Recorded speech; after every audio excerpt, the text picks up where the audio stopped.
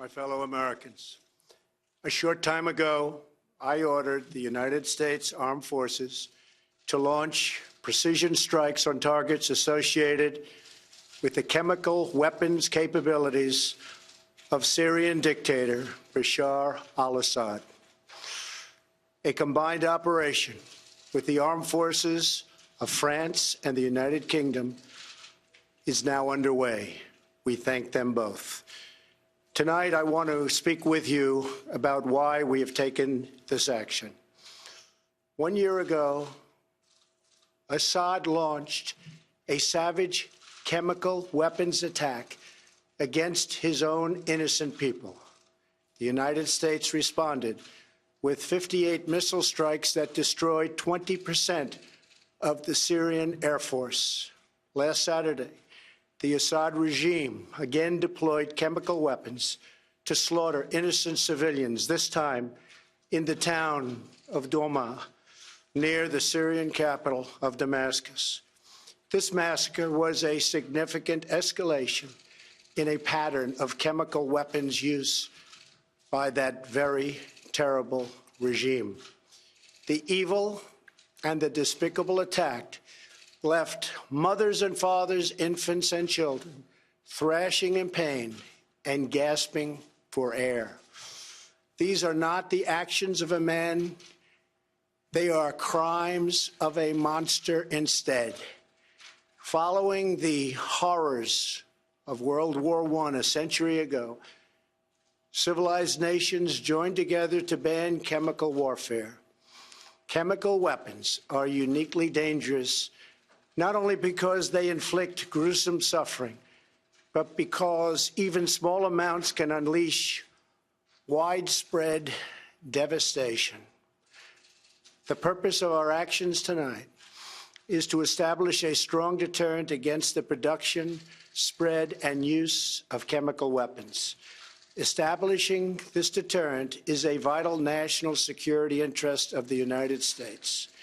The combined American, British, and French response to these atrocities will integrate all instruments of our national power, military, economic, and diplomatic.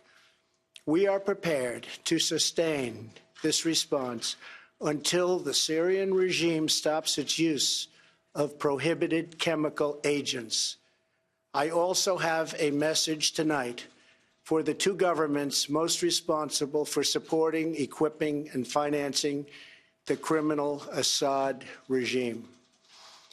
To Iran and to Russia, I ask, what kind of a nation wants to be associated with the mass murder of innocent men, women, and children? The nations of the world can be judged by the friends they keep. No nation can succeed in the long run by promoting rogue states, brutal tyrants, and murderous dictators.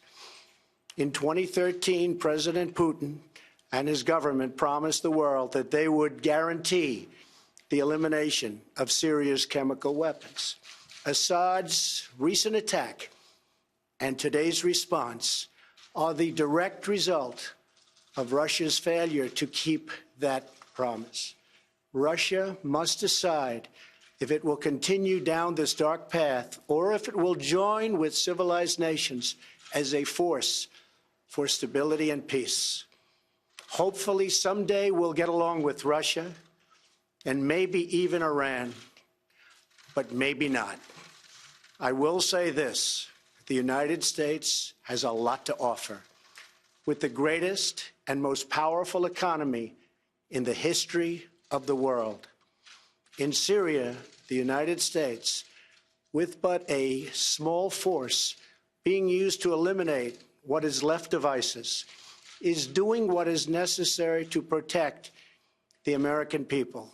Over the last year, nearly 100% of the territory once controlled by the so-called ISIS Caliphate in Syria and Iraq has been liberated and eliminated. The United States has also rebuilt our friendships across the Middle East. we have asked our partners to take greater responsibility for securing their home region, including contributing large amounts of money for the resources, equipment, and all of the anti-ISIS effort. Increased engagement from our friends, including Saudi Arabia, the United Arab Emirates, Qatar, Egypt, and others, can ensure that Iran does not profit from the eradication of ISIS. America does not seek an indefinite presence in Syria under no circumstances. As other nations step up their contributions, we look forward to the day when we can bring our warriors home, and great warriors they are. Looking around our very troubled world, Americans have no illusions. We cannot purge the world of evil or act everywhere there is tyranny. No amount of American blood or treasure can produce lasting peace and security in the Middle East. It's a troubled place. We will try to make it better, but it is a troubled place.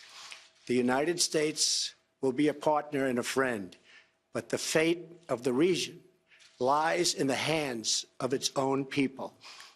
In the last century, we looked straight into the darkest places of the human soul.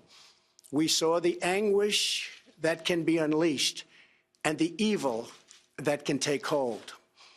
By the end of World War I, more than 1 million people had been killed or injured by chemical weapons.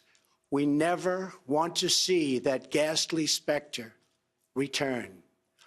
So today, the nations of Britain, France, and the United States of America have marshaled their righteous power against barbarism and brutality. Tonight, I ask all Americans to say a prayer for our noble warriors and our allies as they carry out their missions. We pray that God will bring comfort to those suffering in Syria. We pray that God will guide the whole region toward a future of dignity and of peace. And we pray that God will continue to watch over and bless the United States of America. Thank you and good night. Thank you.